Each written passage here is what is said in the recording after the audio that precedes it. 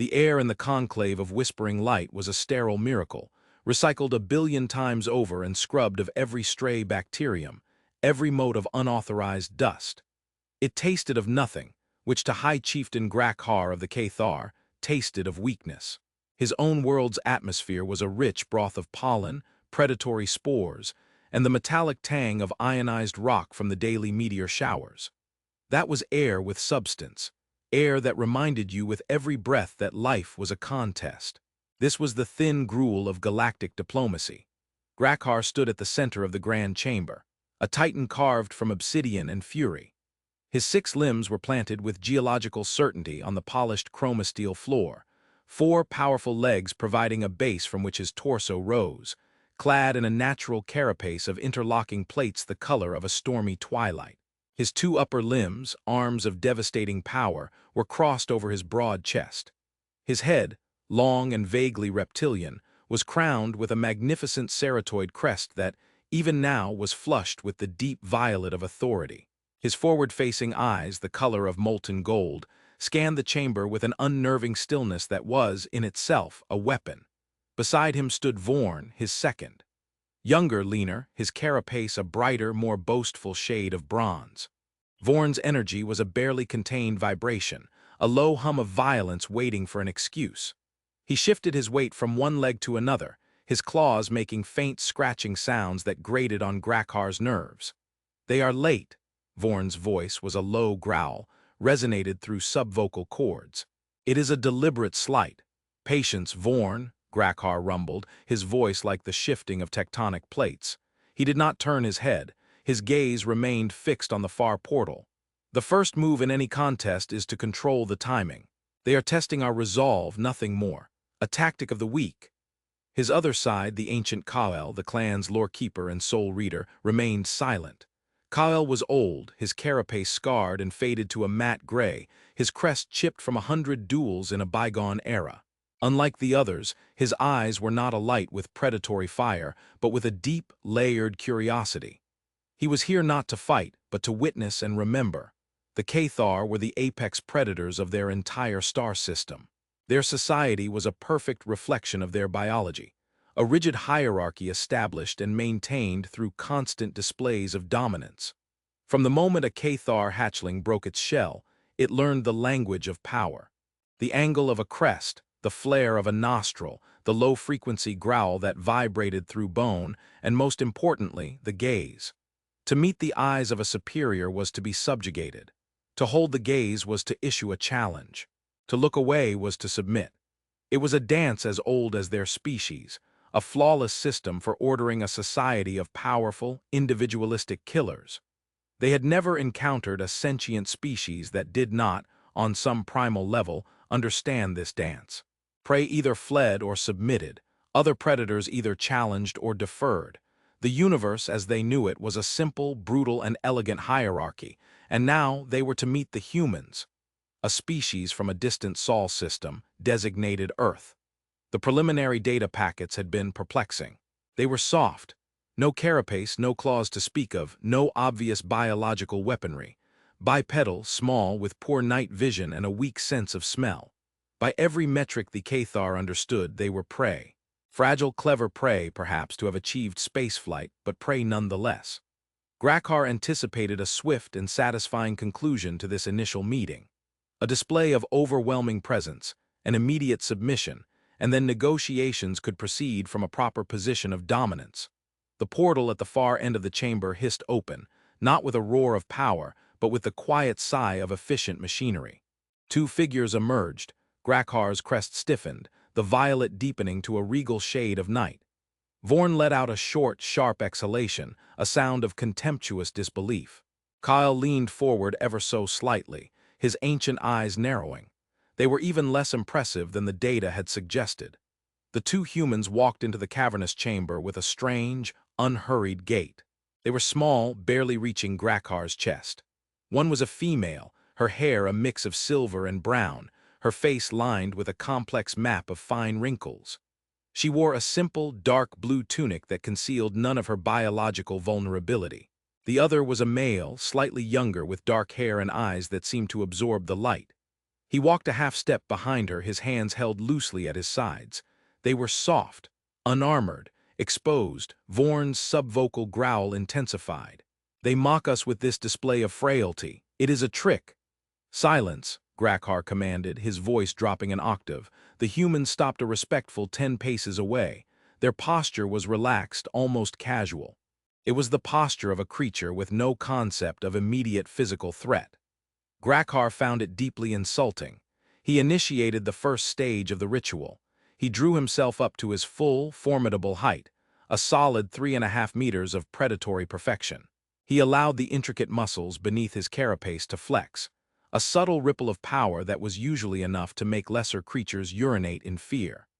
He flared his ceratoid crest, the violet color pulsing in a slow, hypnotic rhythm that was a declaration of absolute authority. His golden eyes locked onto the female, the designated leader. He unleashed the gaze of dominance. It was a focused projection of will, an assertion of predatory intent that spoke directly to the most ancient parts of any creature's brain. It said, "I can break you. I can end you. I am your superior in all things. Submit." The human female, Evelyn Reed, met his gaze, and nothing happened. There was no flicker of fear, no subtle widening of the pupils, no involuntary step back, no lowering of her head in submission. She simply looked at him. Her eyes, a pale shade of blue-gray, were calm. She was not challenging him. A challenge would have been understandable, respectable even. She was observing him, as if he were an interesting geological formation.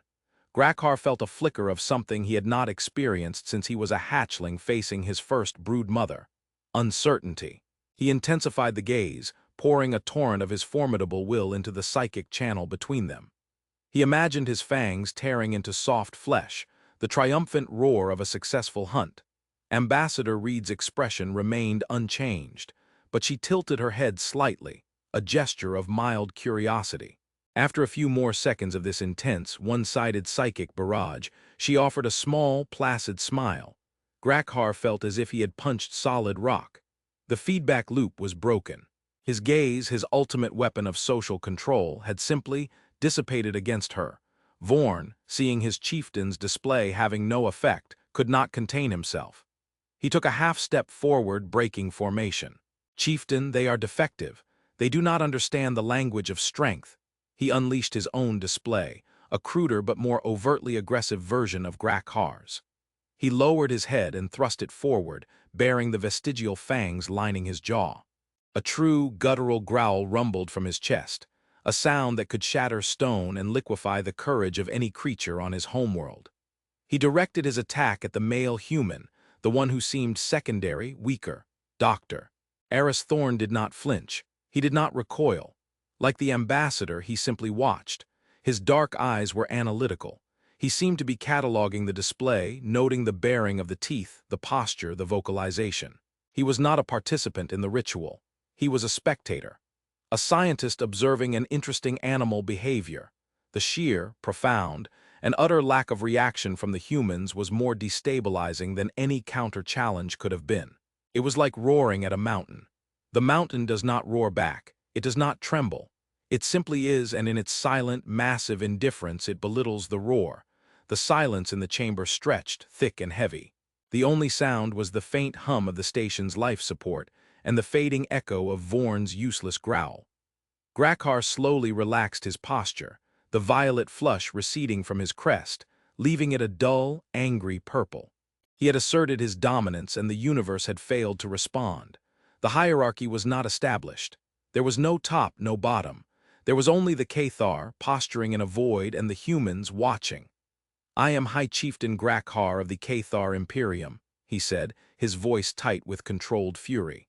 The words of formal greeting felt hollow, stripped of the context of dominance that should have preceded them. "I am Ambassador Evelyn Reed of the Terran Coalition," the female responded. Her voice was even, carrying easily in the sterile air. "This is my advisor, Dr. Eris Thorn. We are honored to make your acquaintance." "Honored?" Grakar looked at her, truly looked at her, for the first time not as a target for his gaze, but as an enigma. Her face was a tapestry of experience, but it was not the experience he understood. It was not the confident pride of a conqueror or the wary fear of the conquered. It was something else. Something ancient and settled, like a river stone that has been worn smooth by a current that has flowed for millennia. The rituals of first contact are important, Grakar stated, trying to salvage the situation, to frame their failure to react as a cultural misunderstanding. Your lack of response to our greeting is unusual. Apologies, High Chieftain, Ambassador Reed said, and her tone was so genuinely polite it was disorienting. We interpreted your display as a non-verbal declaration of presence and capability. We acknowledged it by giving it our full and respectful attention. In our culture, to interrupt such a display would be considered a grave insult. Grakar was momentarily speechless. She had taken their most powerful tool of intimidation and redefined it as a performance to be politely observed. She had not submitted, she had not challenged, she had critiqued. The audacity was breathtaking. Vorn took another agitated step. It was not a display, it was a declaration of truth, of the natural order. You are weak, we are strong. That is the shape of the universe, Doctor. Thorn spoke for the first time. His voice was quieter than the ambassador's, more academic. The universe has many shapes, Commander. Most are not determined by strength but by resilience. Grakar's eyes snapped to the male human. Resilience. That was a word for prey. The resilience of the rock lizard that regrows its tail. The resilience of the grubworm that survives being frozen. It was the virtue of the victim. Resilience is the shield of the weak, Grakar stated, the words a core tenet of his entire civilization. Strength is the spear of the mighty. A spear will always break a shield. The shield is designed to withstand forces far greater than any spear, Doctor. Thorn replied softly, his dark eyes holding Grakar's for a moment before politely looking away, not in submission, but as if to close a conversational point. The meeting continued, moving from the disastrous attempt at ritual dominance to the sterile exchange of information.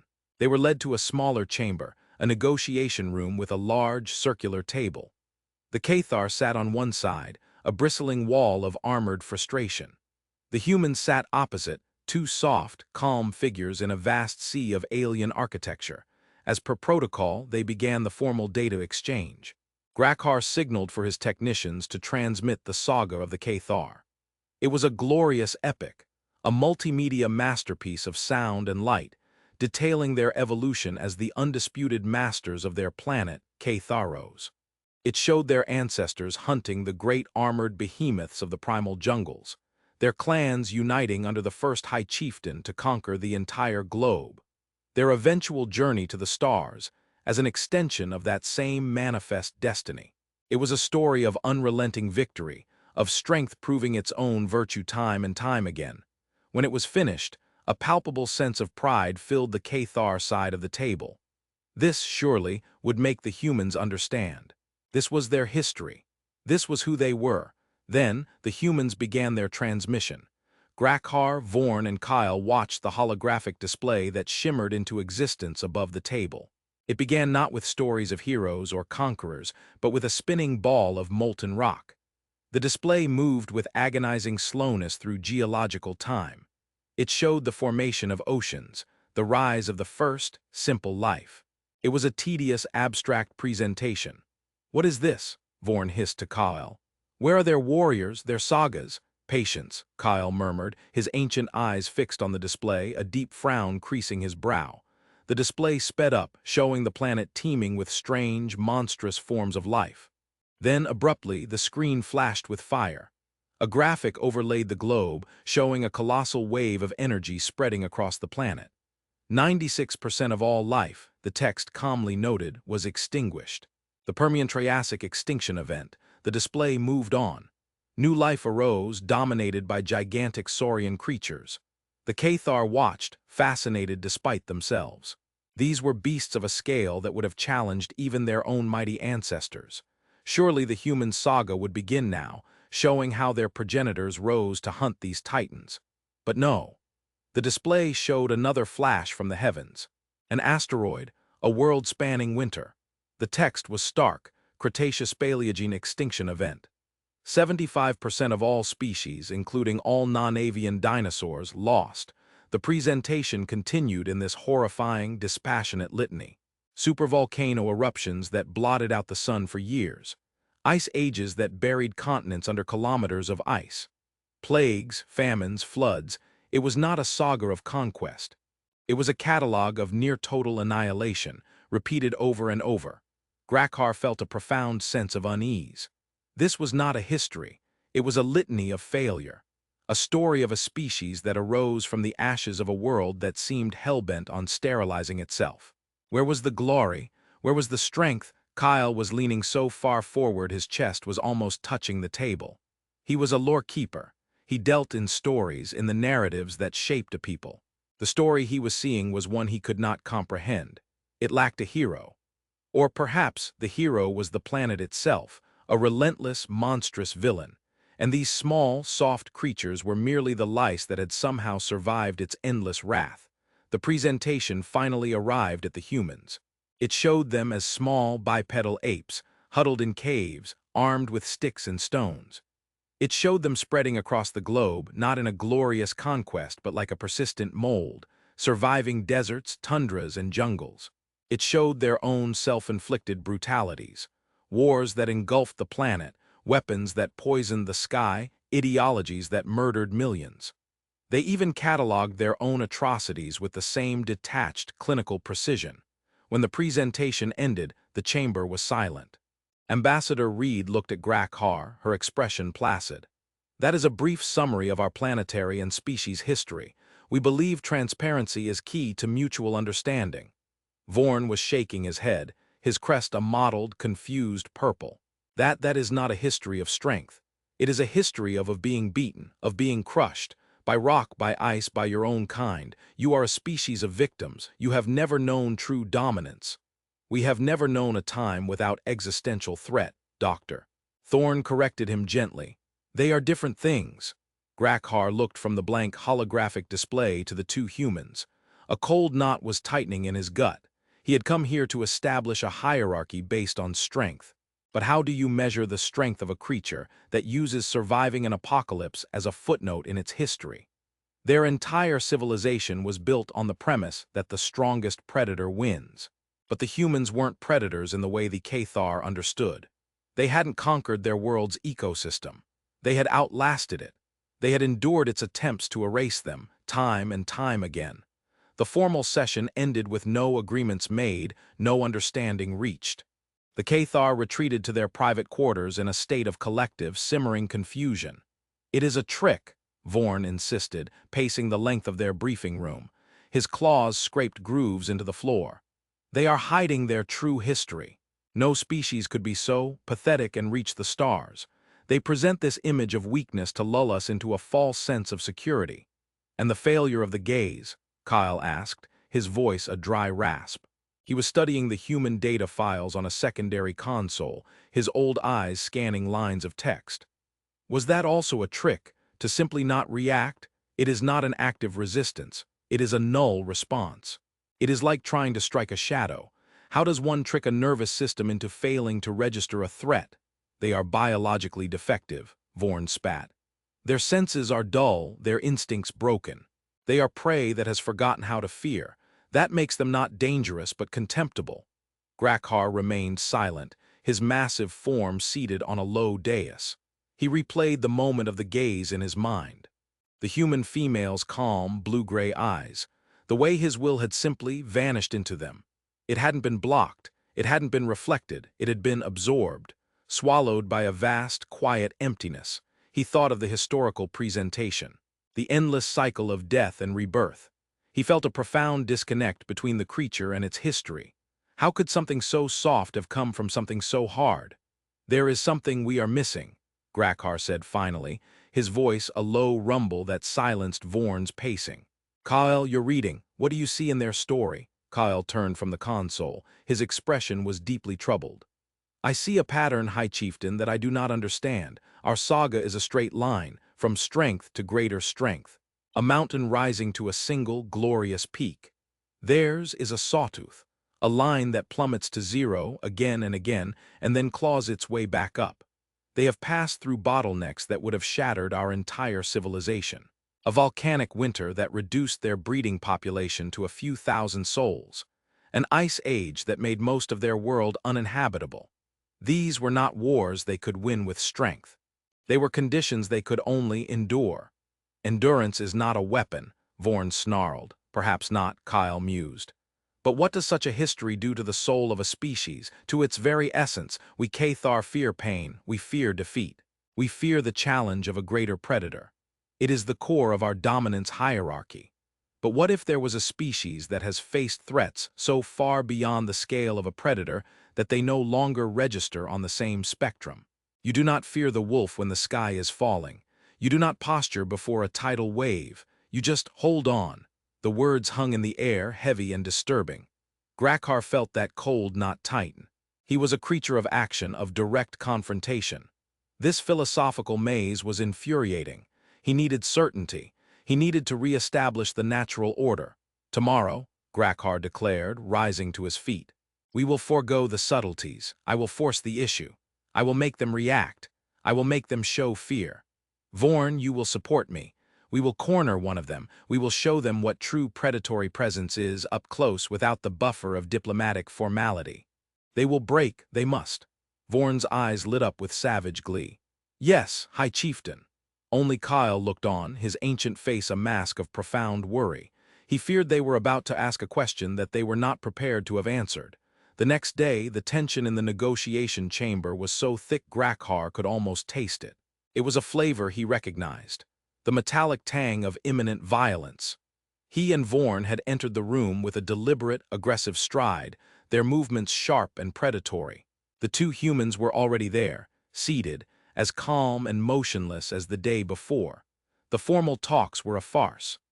Grakar barely listened to the droning translators discussing trade minerals and stellar cartography. He was watching the humans, waiting for his moment. He had decided to target the male, Dr. Thorne. The female, the ambassador, had a formidable placidity, but the male was an academic, a thinker. Such minds, in Grakar's experience, were more fragile, more easily broken by overwhelming primal force. The opportunity came during a short recess. Ambassador Reed was called to a sidecom to clarify a point with her own people. For a moment, Dr. Thorne was alone at the table, reviewing a data slate.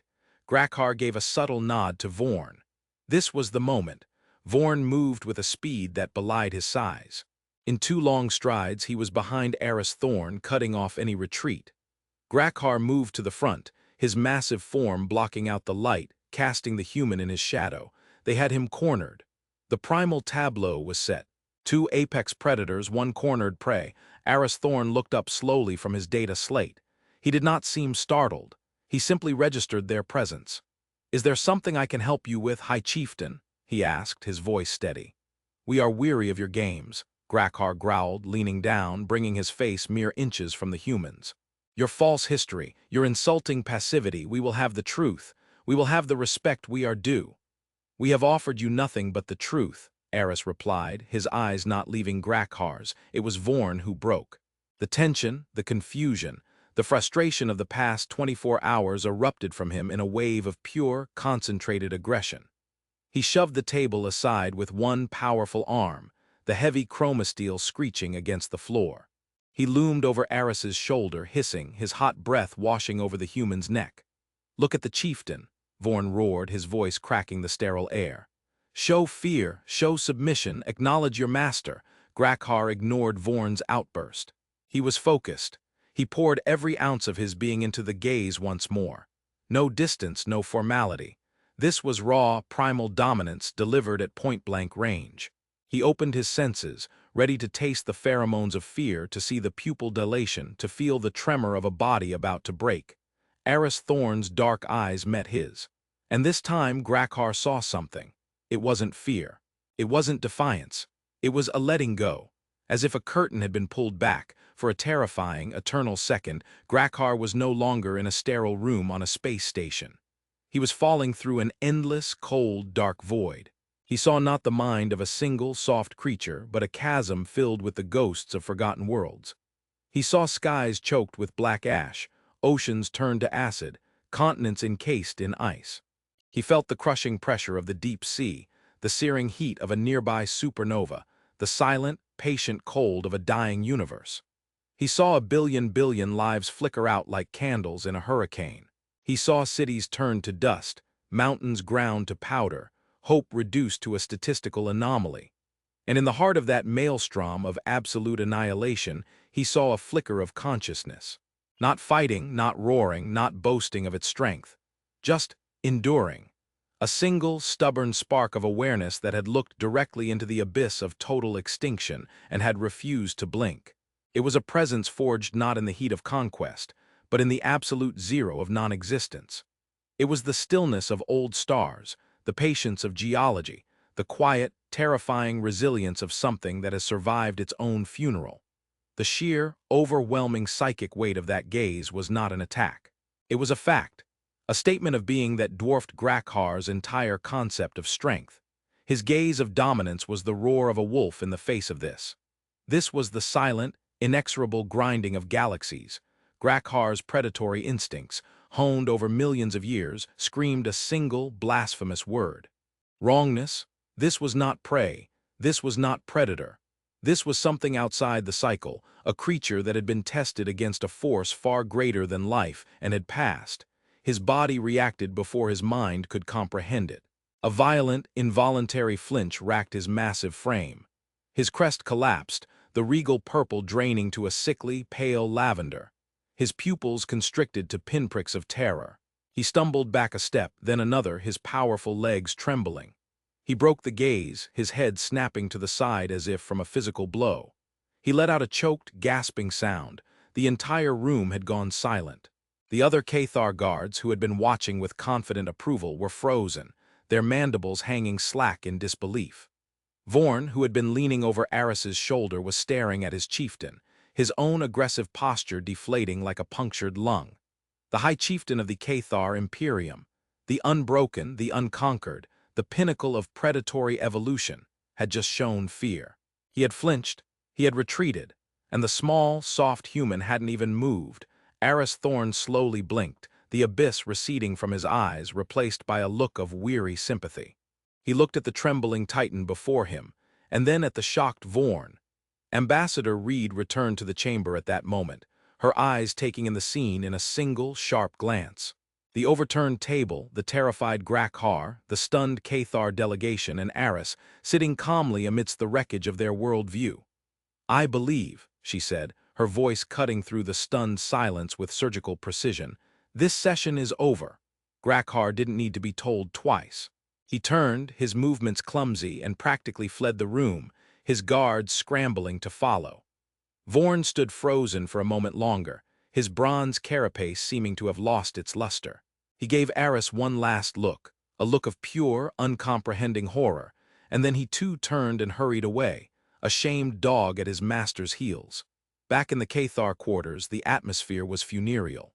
The guards stood stiffly against the walls, avoiding eye contact with their chieftain. Vorn was huddled in a corner, shivering as if afflicted by a deep chill. Grakhar stood alone in the center of the room, his back to them all, staring at the bulkhead as if it were a window into the void he had just witnessed. Kyle approached him slowly, his clawed feet silent on the deck plating. "High Chieftain," Grakhar did not turn. His voice, when he spoke, was a ragged whisper stripped of all its former power. "Did you see it, Kyle? In the data, the truth of it?" "I saw the records," Kyle said softly. "But I did not understand them. Not until now. I saw Vorn's face, I saw your reaction." "It wasn't a trick," Grakhar rasped. "It wasn't a weakness, it was a weight, a pressure. I looked into that human's eyes, and I saw the ghosts of 1,000 dead worlds." He finally turned, and Kyle was shocked to see the raw terror still etched on his chieftain's face. The molten gold of his eyes was clouded, disturbed. "We Cathar," Grakhar began, his voice struggling for purchase. "We are the product of victory. Every step of our evolution is a triumph. We defeated the megafauna. We defeated the rival clans. We mastered our world. Our strength is a weapon honed by successful conquest. It is active. It is loud. It is proud." He gestured vaguely in the direction of the human quarters. "They are not the product of victory. They are the residue of failure, the survivors. Their world tried to burn them, freeze them, starve them, poison them, crush them. They endured. Their own species tried to eradicate itself with fire and plague. They endured. They are not strong in the way a spear is strong. They are strong in the way the abyss is strong. They have stared into the void so long that they have absorbed it. He paced the room now, his earlier composure shattered, replaced by a frantic, horrified energy. Our dominance displays our gaze. It is a tool for intimidating other living things. It speaks of claws and fangs, of pain and death. But how can you intimidate a creature whose entire collective consciousness is built on the foundation of planetary-scale death? Threatening to kill one of them is like threatening a single drop of water in a tidal wave. The context is meaningless. He stopped and looked at Kael, his eyes wide with a terrifying, profound realization. The pieces clicked into place, the litany of extinctions, the clinical detachment, the insulting lack of fear, the abyssal weight in Thorne's eyes. It all coalesced into a single, horrifying truth. It's not what they are, it's what they've survived, Grakar whispered, the words sounding like heresy. Their gaze speaks of extinction. We posture and roar to prove we are the strongest thing on our world. They are still because they have faced things stronger than any living creature, and they are still here. Vorn thinks they are prey that has forgotten how to fear. He is wrong. They are prey that has outlived the predator, the ultimate predator, the universe itself. Grakar sank onto his dais, his massive frame looking suddenly shrunken, defeated. What predator stands against a walking cataclysm? We came here to establish a pecking order to put them in their place beneath us. But there is no place for us in their hierarchy. We are a wolf, howling at a glacier. The glacier does not care. It simply grinds on. A new kind of fear settled over the room. Not the fear of a stronger fighter, but the deep, philosophical dread of encountering a concept that shatters your reality. The Cathar defined themselves by their position at the top of the food chain. But they had just met a species that didn't seem to be part of any food chain at all. They were something else. A monument to survival, so ancient and weary in their psychic presence that they made the Cathar's proud, violent history seem like the boisterous squabbling of children. The next day, a message was sent to the human delegation. It was not a demand or a threat. It was a simple, formal request for another meeting. When Ambassador Reed and Dr. Thorne entered the grand chamber this time, there were no dominance displays. There was no posturing. Grakar stood in the center of the room, not as a titan but simply as a leader. His crest was its neutral, slate-gray color. His eyes, when they met Reed's, held no challenge. They held a question. A deep, fearful, and profoundly respectful question. "Ambassador," Grakar began, his voice quiet, stripped of its rumbling arrogance. "We have much to reconsider. We have operated under a limited understanding of the universe." Reed nodded slowly, her expression unreadable but for a hint of something that might have been compassion. "The universe is larger than any single perspective, High Chieftain." Grakar looked from her to Dr. Thorne, who stood silently by her side. He looked into the man's dark eyes and saw not the abyss of the day before, but the quiet, calm intelligence of a fellow sentient being. The curtain was drawn again, but Grakar knew now what lay behind it. He would never be able to unknow it. The relationship between their two species had been decided in that moment of primal terror. They would not be masters and servants. They would not be conquerors and conquered. They were two fundamentally different forms of existence, now orbiting each other in a state of wary, uncertain understanding. The Cathar, the predators of life, had come face to face with the children of extinction. And the future, like the gaze in a human's eyes, was a deep and unnerving mystery. They had come seeking to instill fear, and had instead found a reason to be truly, deeply afraid. Not of what the humans would do, but of what they were, what they had endured, and what that endurance had made them.